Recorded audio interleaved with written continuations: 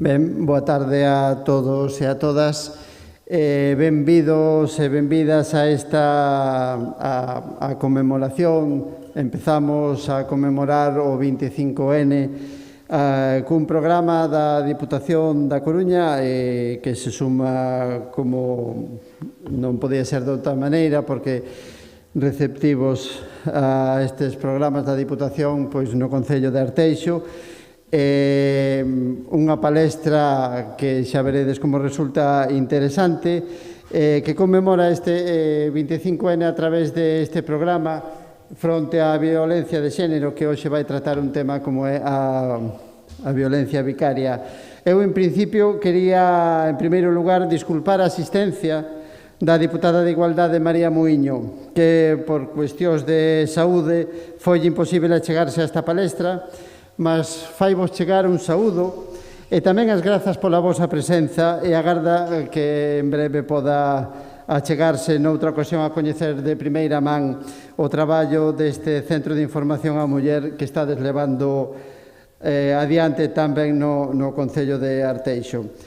Comezamos hoxe no Concello de Arteixo a primeira das actividades que se van desenvolver, como decía, ao longo de todo o mes de novembro, unha campaña fronte á violencia machista, campaña que xa se iniciou no ano 2020 con un traballo colaborativo e coordinado que nestes momentos participan 88 concellos e máis de 60 entidades do que é a provincia da Coruña, o que significa un incremento na participación a respecto do ano anterior e o que significa que ano a ano chegamos a un maior número de poboación con estas actividades de formación, sensibilización, visibilización da violencia de xénero. O obxectivo de todo este traballo non é outro que concienciarnos da necesidade de non mirar para outro lado, de non agochar a mirada, que non podemos admitir discursos negacionistas e de que sexamos conscientes de que non podemos ficar impasíveis ou indiferentes.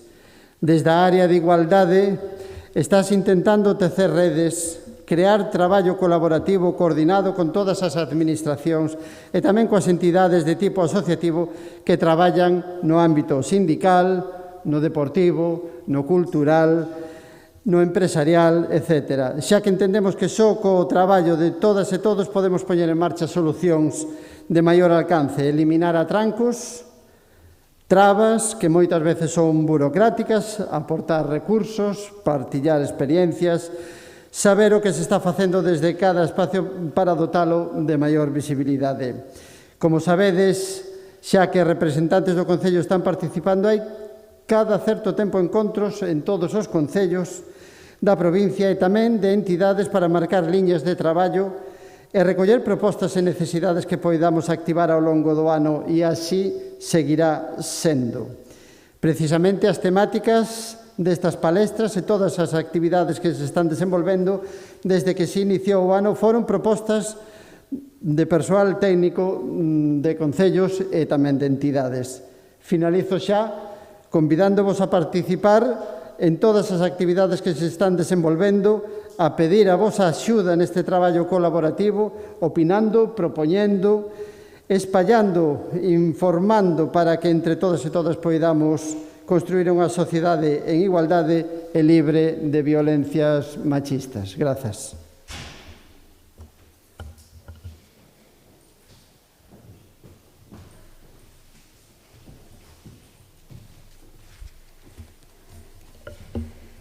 Pois, hola, boas tardes a todas e a todos. Gracias por acompañarnos hoxe aquí. Como ben dicía Xurxo, hoxe iniciamos os actos con motivo do 25 de novembro coa conmemoración e en este caso, pois, en Arteixo o viñemos facendo durante estes anos con diferentes actos, como pode ser unha andaina que vamos a realizar ao longo deste mes, unha andaina na que intentamos mobilizar e facer pequenos talleres de sensibilización e prevención sobre a violencia de xénero. Facemos tamén outro tipo de talleres pequenos, tamén nos centros educativos, e este ano tamén, o 26 de novembro, tamén teremos unha obra de teatro titulada A Insumisión no auditorio do Centro Cívico Cultural de Arteixo, que o obxectivo, como digo, é sensibilizar e tomar conciencia da violencia no ámbito familiar. Logo tamén o último xoves de cada mes que temos o pleno municipal tamén se acordamos todos os grupos de facer un pequeno receso e facer aí a lectura do manifesto. E logo tamén como algo novidoso este ano que estamos un dos obxectivos que é traballar con toda a poboación e nos centramos tamén no que é a xuventude, vamos a sacar como novidade unha app interactiva que é chamada Conecta con Sentimento, para as plataformas iOS e tamén as Android, que ten como obxectivo a abordarse a detección de indicadores de abuso nas parellas entre a mocidade, dos mitos do amor romántico e tamén a importancia de manter relacións igualitarias e libres de machismo. De feito, mañán vamos a ter un congreso sobre sexualidade e en este caso vamos a facer esa pequena presentación a todos os adolescentes nos centros de secundaria daqui do Concello de Arteixo, que vai todo conectado.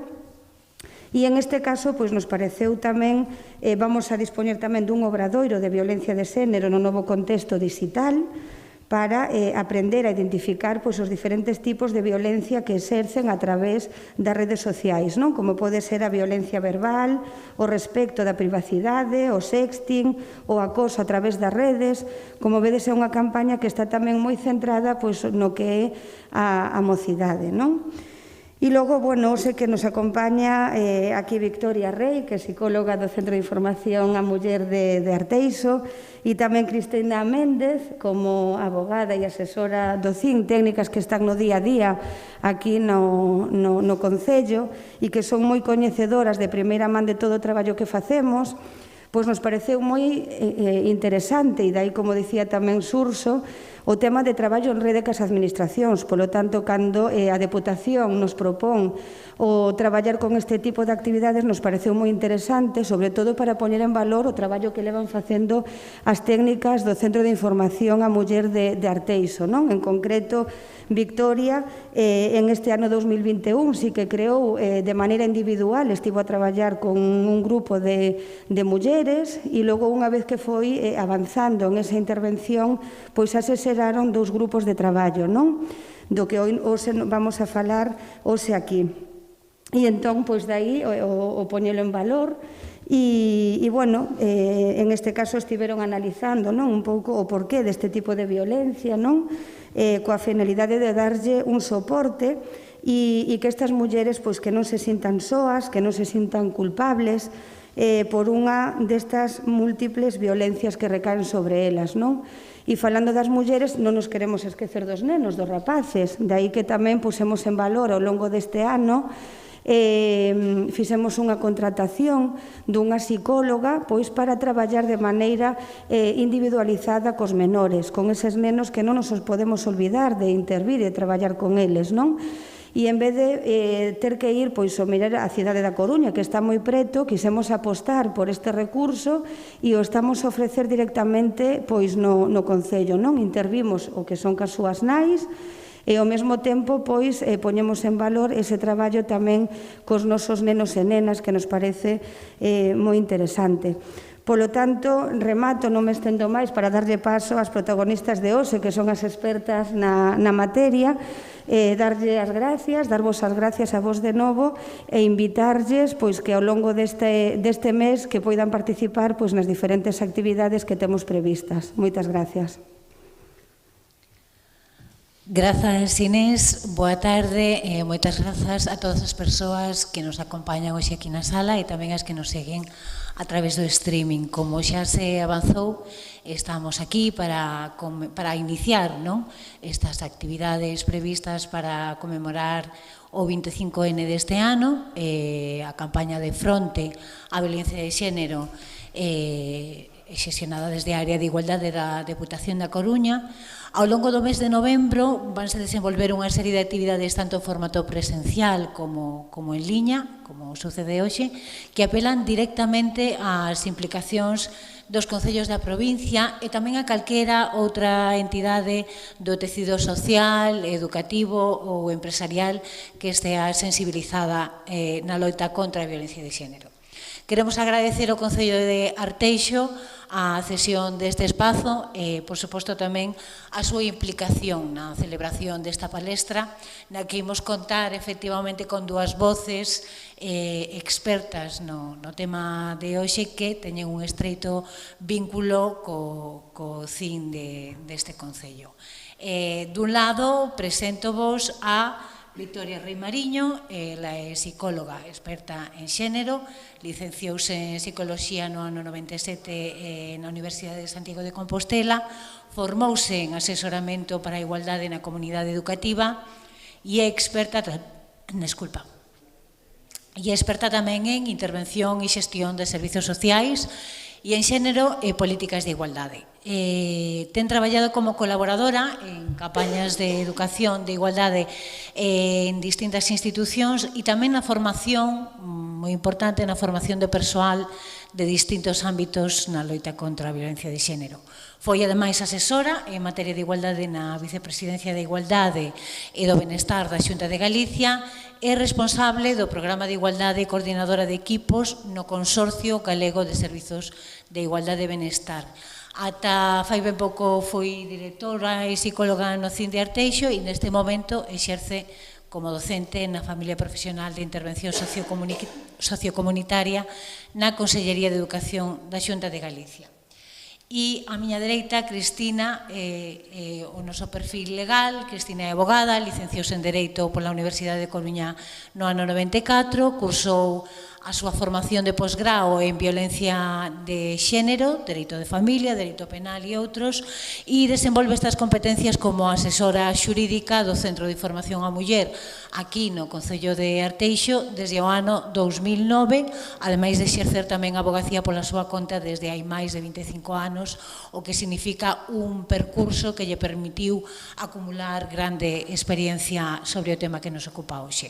Pertence á Asociación de Mulleres Xuristas TEMIS desde o ano 97 e ten realizado numerosos traballos, charlas e estudos sobre violencia vicaria, deberes e dereitos na custodia, patria potestade, obrigas económicas do non custodio, micromachismos, en fin, moitos outros asuntos dos que iremos tratando e analizando nesta palestra.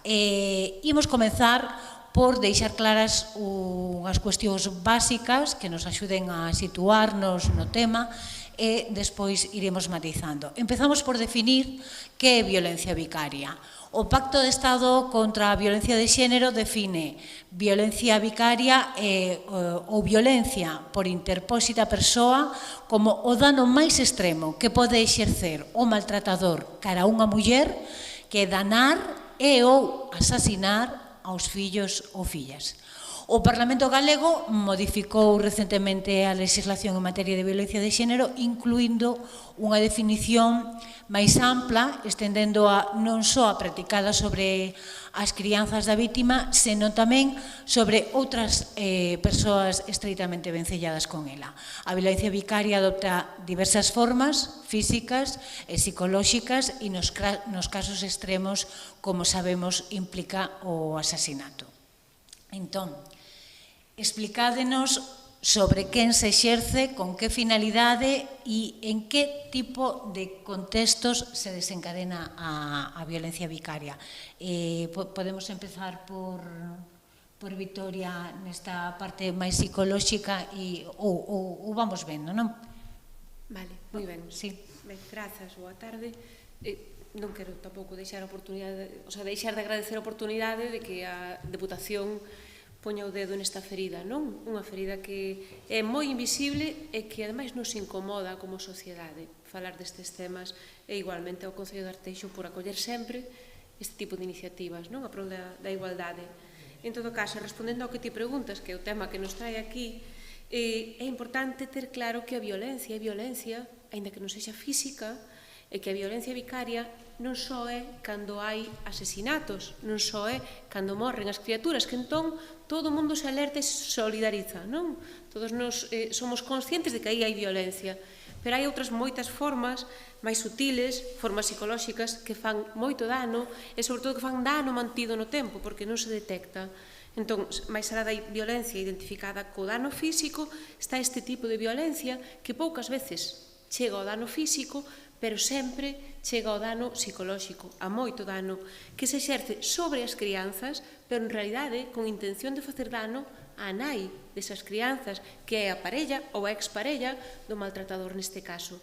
Non ve o dano que exerce sobre estas crianzas porque ele está facendo dano á nai directamente. Ese é o seu objetivo. Preguntas, con que finalidade? Pois que a finalidade de seguir mantendo o control.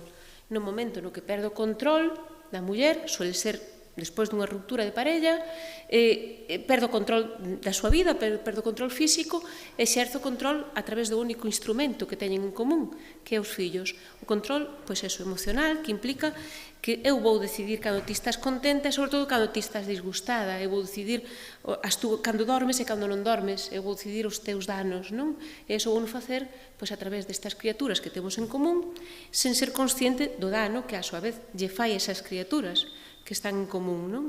Que contexto o desencadena? Pois o que decíamos antes, habitualmente unha ruptura e, en moitas ocasións, despois desa ruptura, o momento no que percibe que perdeu o control. Porque despois da ruptura hai un período no que sempre manteñen as expectativas ou manteñen, digamos, o control, pero chega un momento no que, pola razón que sexa, a muller vive de novo ou refai a súa vida e iso xa é o momento culmen, non? O momento do antes e do despois. E como ti apuntabas, e como dicíamos, preséntase de moitas formas e algunhas delas pasan moi desapercibidas. Entón, cales son os indicadores previos ou sinais de alarma? A ver, son os mesmos da violencia psicolóxica contra as mulleres, vale? Os indicadores previos, o sea, aínda que a muller non o sepa, nin lle poña nome, previamente houbo violencia psicolóxica, porque previamente houbo control da vida desa muller en múltiples formas. Que pasa? Que mentres que foi sobre si mesma, nin siquera en moitas ocasións lle poñía nome, nin siquera consideraba que era víctima de violencia, aínda que o control fora extremo, non? Ou aínda que esa violencia se exercera no entorno próximo.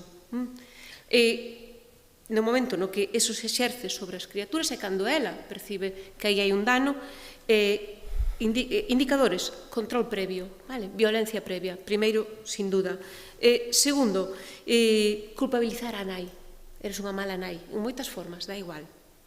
Dá igual, o sea, porque non os alimentas ben, porque non fan os deberes e sacan peores notas, porque vas con outros, porque tomas cerveza, dá igual, culpabilizar a nai, vale? Eso, por outra parte, é algo que pode ser común, aínda sin violencia vicaria, xa o sei, vale? Pero ese é outro indicador que, independentemente de como remate, está presente na violencia vicaria. E despois, comportamentos neglixentes que as criaturas, como que pode ser non darlle a medicación que necesita, cortarlle o pelo ao cero, non permitir que se comunique con súa nai, cando para esas criaturas comunicarse con súa nai é algo importante durante a garda do pai, ou darlle unha alimentación que non é adecuada.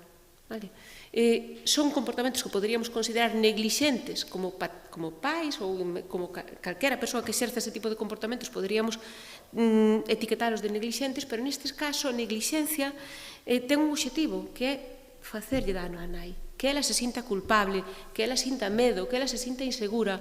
Eses son indicadores a ter en conta, porque xa cando non che importa danar a túa filla ou ao teu fillo, deixándoa sen medicación ou facendo calquera tipo de comportamento que sabes que lle fai dano, pois é un indicador a ter en conta. Non quero dicir que iso vai acabar en asesinato, pero é un indicador de violencia vicaria. Vale, porque se falamos de asesinato vemos como moi lonxe de nós. Se falamos desto xa está un pouco máis cerca, é un pouco máis no noso entorno. E xa por último as amenazas explícitas, vale? Todos os casos que se teñen constatado, sempre previamente houve amenazas explícitas. Vouche quitar o que máis queres, vouche facer dar onde che doe. Vale? E esas amenazas explícitas que poucas veces se pode facer nada con elas, vale? Porque con amenazas, bueno, logo Cristina opinará ao respecto, vale? Esas amenazas explícitas son, pois, xa a luz da alarma. E, bueno, agora sí, entrades as dúas, porque a pregunta é que deben facer as mulleres nestes casos, e quizáis unha pregunta un pouco máis para o lado de Victoria é tamén que podemos facer as persoas que formamos parte do seu entorno, non?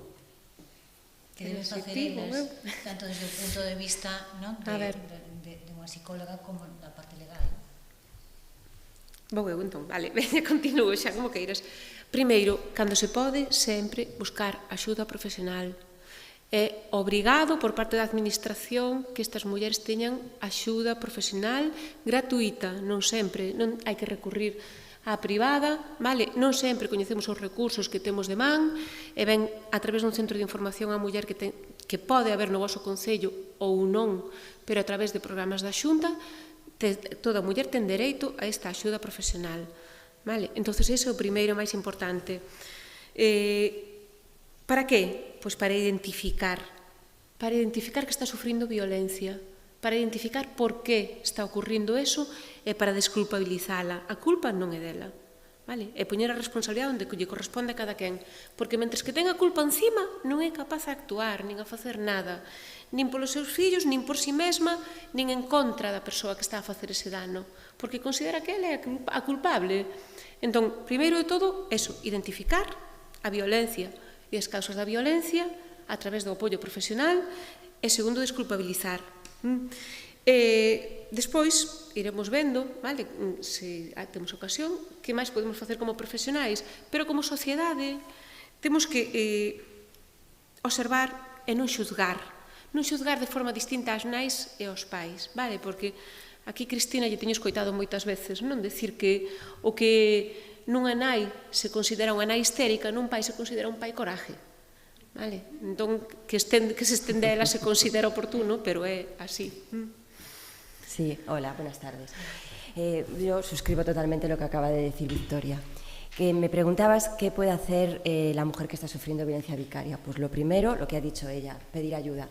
Sabes que algo va mal, que algo no debe ser como debería de ser, que le está pasando a estos niños que ya no están conmigo de la misma manera y yo soy la misma.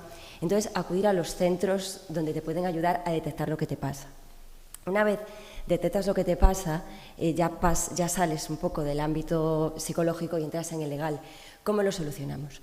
Bueno, la violencia vicaria tiene el mismo problema que la violencia psicológica. Es difícil de detectar y es difícil, por lo tanto, de probar. En el derecho penal, para conseguir una condena, tenemos que conseguir pruebas. Entonces, para mí, la prueba principal, el indicador, desde el punto de vista legal, no desde el psicológico, es lo que la mujer dice. Si una madre está refiriendo amenazas, lo decía muy bien Victoria, siempre avisan antes. Te voy a dar donde más duele, no los vas a volver a ver, te voy a quitar a tus hijos. Y esto no solamente implica el asesinato de los niños, implica el desaparecer con ellos o implica el conseguir una manipulación de tal manera que los niños al final acaben odiando a la madre, ¿no? Como algún caso mediático que hemos visto, que a lo mejor no es la mejor manera de enfocarlo, pero sí se visibiliza. Por lo tanto, escuchar lo que las mujeres dicen. Se tiende a una actitud patriarcal y paternalista. Cuando las mujeres se quejan de que algo está pasando con sus hijos y no están tranquilas, pues lo primero que oyes es por la casa, es por la pensión, es que las madres siempre quieren tener para ellos a los niños. No, de verdad, queremos padres corresponsables que nos ayuden.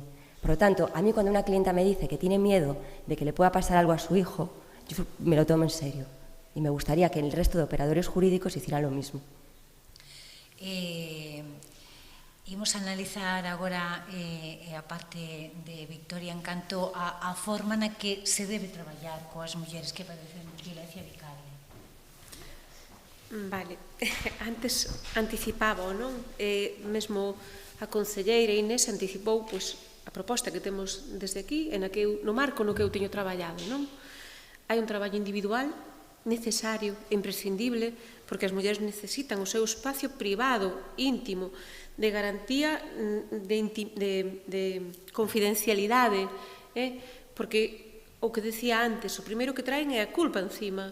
Entón, se ainda por encima te sientes culpable, pois é garantía de que non vas a facer nada público. Entón, primeiro de nada, o traballo individual para identificar para desculpabilizar e, sobre todo, para dar pautas que permitan parar de alguna forma esa situación. Porque eu sempre lles digo, nós non podemos cambiar a eles. O que podemos cambiar é o noso comportamento. Entonces, como o seu comportamento vai sempre dirixido a danar a nai, a levala ao seu terreno e seguir exercendo o control, o que ti podes facer é non entrar en ese terreno, na medida do posible, claro está. Na medida do posible. Entón, na medida en que ti non respondes a ese WhatsApp, non respondes a ese correo no que che culpabiliza, estás achicando, non? Vas cortando o terreno. Entón, esa é, digamos que, a clave da historia. Non permitir que siga exercendo ese control. Polo menos, non permitilo en canto ao comportamento. En canto ás emocións é outro tema, que leva máis tempo. Pero ese é o primeiro, o traballo individual, que permite identificar, desculpabilizar e, sobre todo, non entrarlle no terreno de xogo que el marca, que intenta marcar. Vale? O segundo, dar opcións de socializar cando xa estás un pouco empoderada, cando xa sabes que ti non eres a culpable, e ademais necesitas saber que non estás tola, vale? Que o que che está pasando a ti non che está pasando só a ti, é que ten unha orixe, é que ten unhas causas.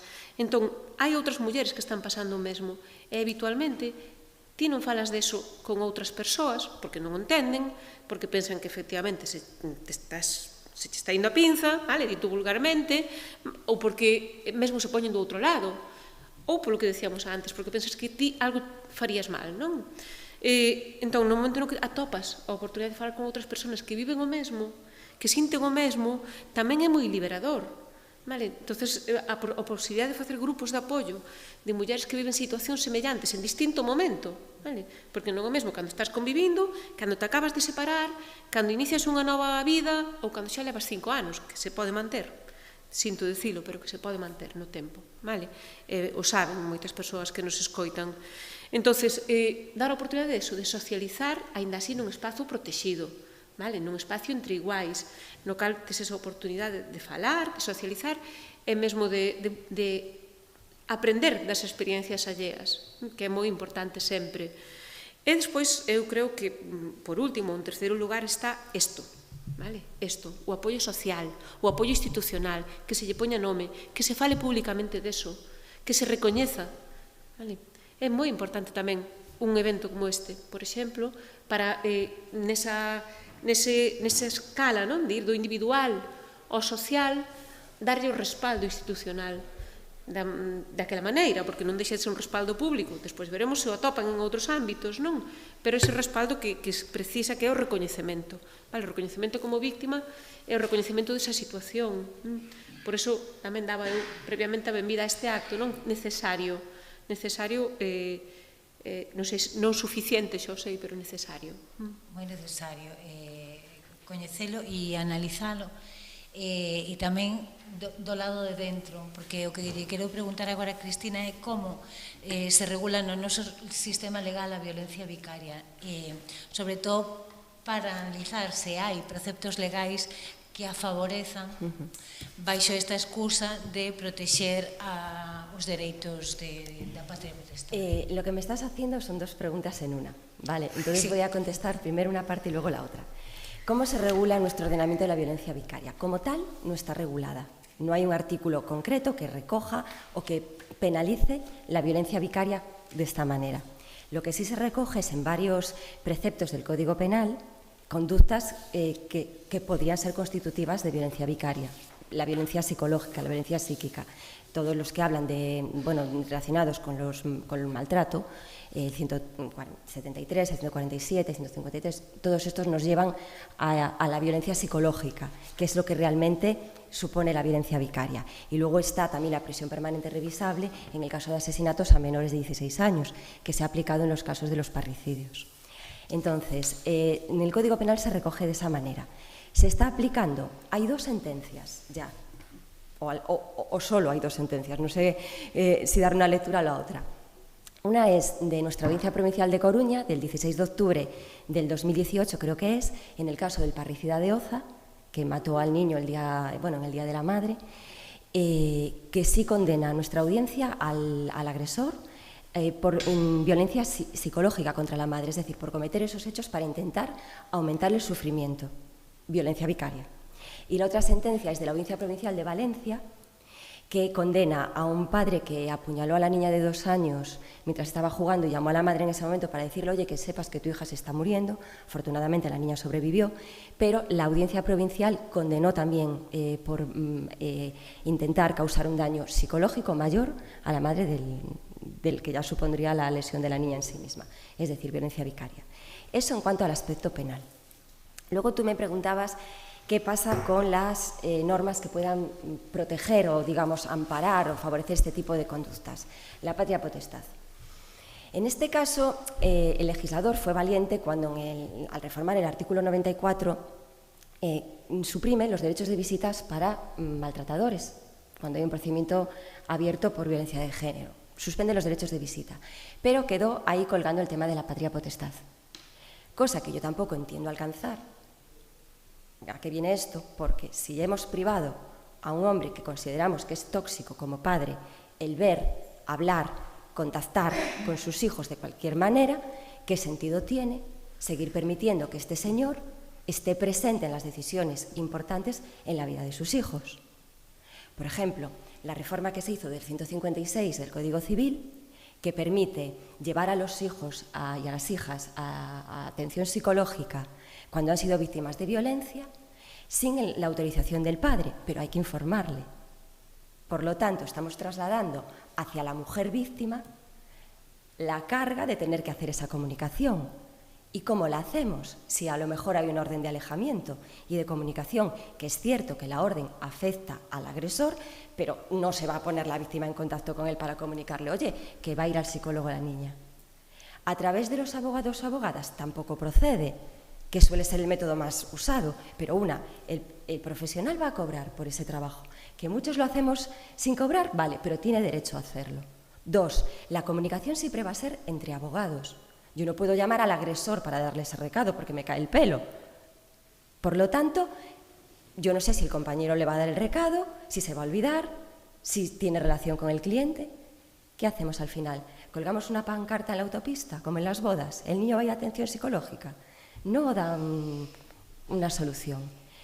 Lo mismo pasa con otros aspectos. El padre va a tener derecho, el padre maltratador, quiero decir, que tiene suspendidos los derechos de visita, va a tener, sin embargo, derecho a estar informado de temas como que las citas del pediatra del niño, si el niño va de excursión, fuera del país, quiero decir, que necesitaría Portugal o Andorra. Por lo tanto, le estamos dando una información de dónde puede localizarlo. Si ya le hemos quitado las comunicaciones, ¿qué sentido tiene mantener esto? Y ya no te quiero, y ya acabo, no te quiero ni contar con los gastos extraordinarios, que ahí yo sí tengo una dicotomía. Es decir, los gastos extraordinarios son los sanitarios obligatorios o educativos necesarios, digamos, para la formación del o de la menor, y los que son de tipo ocio, así por resumirlo de una manera un poco de andar por casa. Yo aquí entiendo que el hombre que va a tener que pagar tiene que estar informado, pero la ley no prevé cómo la madre le comunica, mira, que hay que ponerle ortodoncia al niño, cuando estamos hablando de un tema de violencia de género y de un señor que tiene prohibido todo tipo de contacto con el menor. ¿Para qué dejamos esto? Non sei se te contestaron. Perfectamente. Entón, a raíz do que nos contas, quixera saber tamén se podería detectarse antes a violencia vicaria e protexer mellor as vítimas dentro do sistema judicial, e que nos contes tamén que medios reais teñen os xulgados para detectar estas situacións. Pues vuelvo un poco a lo que te decía antes. El método que tenemos en el ámbito judicial para detectar la violencia vicaria, el primer indicio es escuchar lo que la madre dice, lo que la mujer refiere, y darle credibilidad. No ponerlo ya de entrada en tela de juicio. Vale. Por ejemplo, el caso del parricidio de Paderne, que es el padre se llevó al bebé de 14 meses y lo quemó en el coche. La madre, cuando cogió al niño, le dijo, no vas a volver a verlo. La madre bajó a la Guardia Civil y le dijo, mira, que me ha dicho que no voy a volver a ver a mi hijo, por favor, ir a buscarlo, intervenid. La Guardia Civil le contestó, salvo que yo esté equivocada, le contestó, ¿a qué hora tiene que devolverlo? A las 7 de la tarde. Pues si a las 7 de la tarde no lo ha devuelto, vamos a buscarlo. A la 1 recibieron un aviso de que estaba un coche ardiendo en el bosque. Por lo tanto, lo primero, he puesto este ejemplo que ya sé que es muy extremo, pero claro, contémoselo a esa madre. ¿Perdón? Bien, por lo tanto, lo primero, ¿qué dice la mujer? ¿Qué refiere? Y luego hay unos gabinetes psicosociales, hay unos psicólogos, psicólogas y psiquiatras adscritos al IMELGA que pueden luego analizar esa situación, ese entorno. Problema, son servicios a su vez saturados y que en 1 hora y media van a tener que decidir sobre la vida y cuestiones tan trascendentales de los menores y de esa mujer, como es, por ejemplo, el estar ante un caso de violencia vicaria y tomar medidas cautelares al respecto. Entonces, claro, tenemos los recursos, nos faltan medios. Entendo entón que nos estás dicindo que sí se podería detectar a violencia antes e actuar antes e que hai unha responsabilidade aínda non asumida por parte... Dentro de la dificultad que entraña la violencia psicológica, detectarla, sí sería posible anticiparse con estas dos claves que daría yo. Primero, escuchar y prestar atención al relato de la madre, que eso, a ver, se hace, tampoco quiero decir que no se hagan los juzgados, pero no siempre se hace como se debería.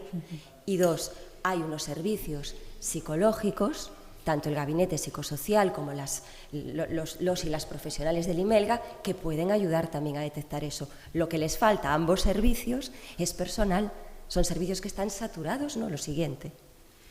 Desde o punto de vista psicolóxico, se me permite, sí que se detecta.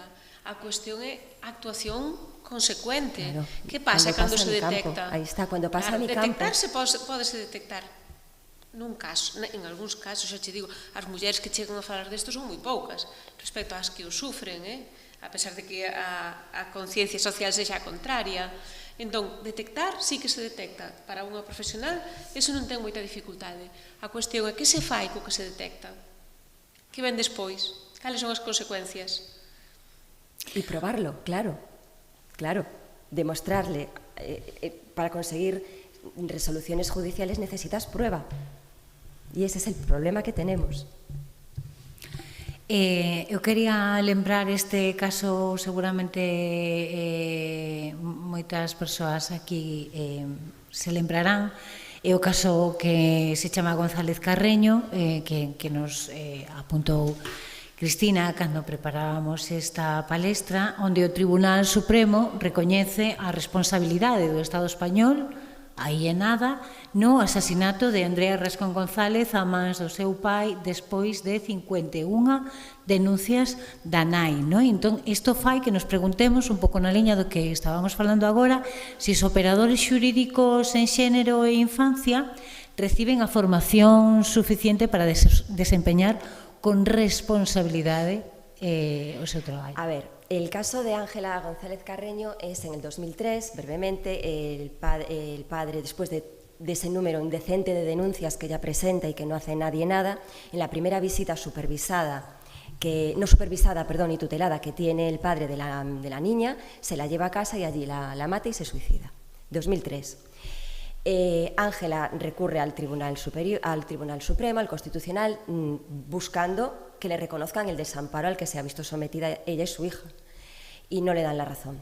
Al final acude al CIDAO, creo que se dice, CIDAO, el Comité para Eliminación de toda Discriminación sobre la Mujer de Naciones Unidas, y allí es donde le dan el tirón de orejas a España, dándole la razón a la señora González Carreño, y el comité no puede hacer un pronunciamiento vinculante, pero sí una recomendación. La recomendación es indemnizarla, primero, y segundo, que el Estado español tenga en cuenta los precedentes de violencia de género a la hora de tomar medidas que afecten a los hijos. Cuando esto pasa es el año 2014. Bien, el Tribunal Supremo decide ejecutar ese fallo, indemniza a la señora González Carreño, pero en cuanto a la segunda parte, que es tener en cuenta los casos de violencia de género a la hora de otorgar medidas de custodia en los procedimientos de divorcio, pues lo que se modificó es la Ley de Violencia de Género, creo que fue en el 2015 en el artículo 1 para introducir la violencia vicaria, el concepto, el Pacto de Estado de 2017 que con el texto refundido del 19 también lo recoge, y la ley gallega, no sé si en otras comunidades se hizo, la ley gallega también define la violencia vicaria. Es decir, garantías formales, declaraciones de intención, que están muy bien, pero se quedan en eso. Para mí el primer paso adelante que se da es cuando 7 años después del pronunciamiento del comité y 18 años después del asesinato de Andrea, la hija de Ángela, se modifica el artículo 94 prohibiendo las visitas, los derechos de visita o obligando a no fijar derechos de visita cuando hay un tema de violencia de género. Para mí ese es el primer paso. Por lo tanto, creo que estamos aún en pañales. Estamos verdes. Pero hai algún paso que se vai dando, non? E un deles é a Lei Orgánica de Protección Integral á Infancia e Adolescencia fronte á Violencia, aprobada este mesmo ano. Considerades que é unha lei que blinda as crianzas ou deixa algún tipo de fenda? ¿Contesto? Sí. Sí. A ver, yo creo que por un lado es una ley valiente en el sentido de que da una protección o intenta dar una protección transversal. Se mete en todos los sectores, desde deportes, sanitario, académico, redes sociales, hasta la Agencia de Protección de Datos. O sea, en ese sentido es una ley amplia. Lo que sí yo veo es, lo primero, deja abierta la puerta a la introducción del coordinador parental, que a mí es una figura, lo comentábamos antes de iniciar esta sesión, a mí me da un poco de miedo. En otros territorios está funcionando y a mí personalmente no me convence. Sobre todo si no se dota de perspectiva de género a las personas que van a ejercer esa función. Otra cosa que no me gusta, en cuanto al tema que nos ocupa, es que modifica el artículo de la sustracción de menores. Antes, la sustracción de menores solo la podía cometer el progenitor que no devolvía al custodio o custodia a los menores en el plazo conferido. Sin embargo, ahora con la reforma también lo puede ejercitar quien tiene la custodia y no entrega a los niños o se marcha con ellos. Por lo tanto, si una madre tiene miedo de que se marche con sus hijos y los mate y no los deja ir, ya no está incurriendo en un delito de desobediencia solamente, está incurriendo en un delito de sustracción de menores. Por lo tanto, eso también para mí es una carencia que hace la ley. Y otra carencia que tiene la ley es que deja sin tocar totalmente la violencia sexual intrafamiliar, que es donde se da el mayor número de agresiones sexuales a los niños en el entorno familiar, y la ley no se mete. Entonces, para mí estas carencias sí las tiene, aunque reconozco que por otro lado es una ley que era necesaria y que tiene cosas que están muy bien. En calquera caso, sobre temas legislativos non opino, simplemente me encontro de frente con eles no traballo diario, pero en calquera caso dúas cuestións que é importante ter en conta. Se ben aquí estamos falando constantemente das crianzas, é normal, porque son a parte sempre máis vulnerable. A violencia vicaria pódese exercer contra calquera persoa querida do entorno da muller, non só contra as crianzas, vale? Ten o mesmo efecto cando amenazas ou a faz contra a nai ou a irmán. Lembremos casos recentes nos que o asesino mata a sogra, a cuñada e a muller. O sea, en Valga recentemente, non? Matou as tres. Ese é un dos casos recentes do traballo cotiá no que lle di, mira, que vou levar por diante a tua irmán, por exemplo, vale? O sea, que o efecto que quere conseguir é o mesmo, que é o control emocional da muller, a través de quen sexa, vale? E segunda cuestión, calquera reforma legislativa sempre vai ser executada por persoas. Entón, a clave fundamental, antes apuntaba Cristina, é a perspectiva de xénero, o sea, a formación das profesionais que van a executar esas reformas ou esas leis. Calquera operador xurídico debería ter unha formación obrigada en perspectiva de xénero, en violencia de xénero, porque van ser as persoas que despois apliquen ou non as modificacións que se fan na lei e que as apliquen cunha perspectiva determinada, non? Que é, neste caso, a identificación e a protección de menores, de mulleres, de víctimas en xeral. Entón, a formación debería ser obrigada cando se fai calquera modificación normativa para aquelas persoas que teñen que aplicar esa modificación. Pois nos queda claro que é outra das asignaturas pendentes esa formación. Bueno, vamos chegándonos ao fin e eu quixera saber a vosa opinión con respecto ao tratamento xudicial e tamén mediático que reciben os pais nestes procesos.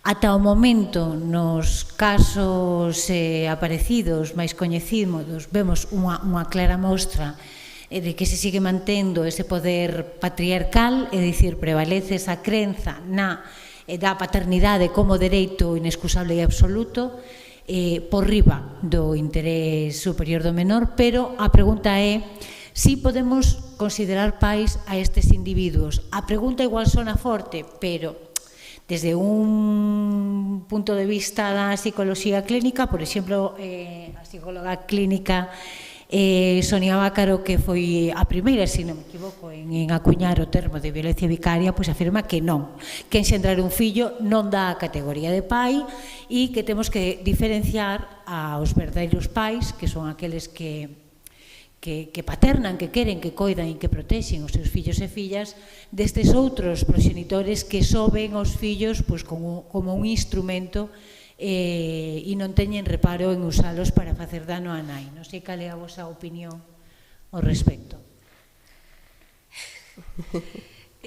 Non é unha resposta sinxela. Para min non o é. Como profesional que traballa na protección das mulleres, pero tamén das criaturas. Ser bo pai ou mal pai, igual que ser boa nai ou mala nai, non é un continuo. Non somos bons ou malos, non é tan fácil definilo nin poñer o límite. Témolo clarísimo cando hai unha agresión, non? Témolo clarísimo, por suposto, cando hai un asesinato, pero cando falamos, volvo ao de antes, de violencia vicaria, falamos de outros comportamentos moito máis sutís que non chegan a eso, non son tan fáciles de considerar como mal pai, porque entre un pai neglixente, un mal pai ou un pai que exerza violencia vicaria, eu creo que hai grados. Non me resulta fácil, teño clarísimo en algúns casos e non me resulta fácil posicionarme en outros, pensando nas criaturas, porque a todas as criaturas lle gusta pensar que seus pais lles queren. E a poucas criaturas, moi poucas, están dispostas a renunciar ao pai. Sí, cando son adultas, sí, cando son conscientes do daño que sufriron, pero para iso hai que facer moito traballo intermedio. E claro, hai casos nos que sí, porque o daño é evidente, pero hai outros nos que non é tanto. Entón, eu antes poñía exemplos de comportamentos que poderían verse rozar a neglixencia, ser un mal pai ou ser un pai agresor. Teño claro que é un pai agresor, pero calquera deses comportamentos de forma individual o podemos calificar como... Non me resulta tan fácil a resposta. Se Cristina é máis clara ou pode darnos unha resposta máis clarificadora, sería... Se serve para acotar un pouquiño, estou referíndome aquí a casos extremos, lógico. Aí non hai duda. Creo que ninguén debería dudar. Claro, yo te iba a decir que lo tenía muy claro, pero escucha a Victoria y ya me hace dudar. Efectivamente, tal cual lo ha expuesto ella, estoy totalmente de acuerdo que hay grados. No se trata de al mínimo fallo, a la mínima, somos humanos y nos dejamos llevar por las emociones, entonces al mínimo fallo que uno tenga ya, pumba, te has quedado sin tu hijo, no se trata de eso. Hay casos y hay que analizar y trabajar pensando en el interés de los menores. Ahora, yo soy muy partidaria de lo que dice Sonia Bácaro. Para mí el hecho de compartir un gen biológico no te convierte ni en padre ni en madre, y si el padre o la madre no es buena, es tóxica, es negativa, para mí, personalmente, es mejor que esté sin ella o sin él. Sobre todo porque quizáis facer esta diferenciación, esta disociación, non, entre pai e proxenitor en estes casos máis graves, sí que axudaría a aplicar mellor a lei, non, ou a legislar sin estas fendas que nos comentabas antes e que dan lugar e que son un sinsentido. Lo que pasa es que la palabra padre tiene una connotación social ahora mismo que aún no está igual a la palabra madre. La palabra madre la asocias a cuidados, a cobijo, a ternura. La palabra padre tiene una autoridad, una fuerza que no es justo lo que se hace, ni con el padre ni con la madre, en ese sentido. Si te fijas, los casos que... hablabas antes cómo se trata este tipo de medios, de casos en los medios. Cuando fue el último crimen que hubo de violencia, creo, el último, de las niñas de Tenerife, tuvimos que escuchar cómo Beatriz, la madre Beatriz Zimmerman, se disculpaba o se excusaba diciendo de que ella no pensaba llevarse a sus hijas fuera del país. Tuvimos que oír que tenía una relación de hacía poco, empezada, que ya estaba, a ver, lo que realmente nos querían decir es que ya estaba con otro. Ya no voy a endulcorarlo.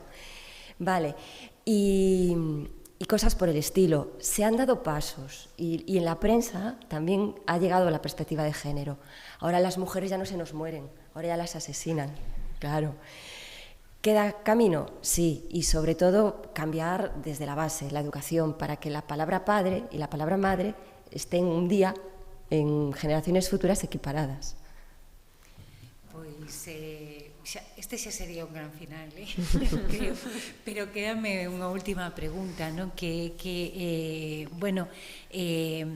A nova lei introduce tamén algo que podemos considerar moi esperanzador, que é o dereito das crianzas a ser escoitadas en todos os procedimentos que lles afecten. Como valorades esta modificación? A mí me parece bien. A mí es una valoración que me parece muy bien la modificación. Los menores tienen que ser escuchados. A mí moi doloroso. Eu nunca recomendo levar a unha criatura a declarar. Se ben, quero pensar e confío en que hai profesionais que saben acoller estas criaturas e facilitar esa declaración sen que sexa traumática. Pero eles, estas criaturas non van deixar de interpretar que os estás poñendo contra as cordas. Vale? Que a súa misión ali é traicionar a unha das partes. E iso para estas... según as edades, tamén hai que matizar, non o mesmo 6 anos que 12 que 16, non é o mesmo, vale? Pero, bueno, sí, ten que ser ese o mal necesario que sexa, pero sempre hai que evitar levar as criaturas aos xuzgados. Quizás la forma, el que dice la cuestión en la forma de hacerlo, para que ese testimonio sea lo menos traumático. Sí. Yo sí me quedo con hijos que he escuchado que la madre no quería denunciar y creo que además nos acordamos de algún caso y decir, ¿puedo ir yo? Sí. ¿Puedo ir yo? Sí. No. Y decirle, no, tú no puedes. Entonces, creo que sí, que es importantísimo que se les tenga en cuenta. Sí, además conocemos el caso, hemos compartido ese caso, hemos trabajado juntas. Pero creo también, estoy totalmente de acuerdo con Victoria, que la forma de hacerlo tiene que ser lo menos traumática para que no tengan la sensación, efectivamente, de que están traicionando una de las partes. Y de hecho es posible que si no se trabaja bien, no diga lo que piensa, sino que diga con los dos o con mamá y con papá. Sí.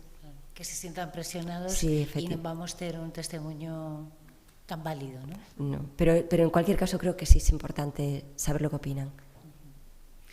Bueno, pois propuxémonos firmemente cumplir o horario e creo que o conseguimos.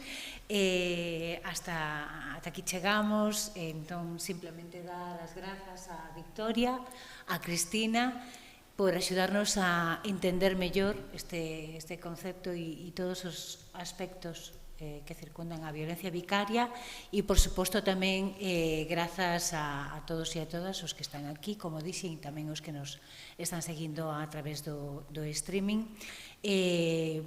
porque eu creo que seguramente hoxe aprendimos unhas cantas cousas e ao mellor tamén nos demos conta de que este tema nos afecta máis do que en principio podíamos pensar, non? Entón, abrir os ollos, poñerlle nome, coñecer as ferramentas para detectala ou denunciala é fundamental para construir espazos, vilas, cidades libres das violencias machistas. Grazas e boa tarde.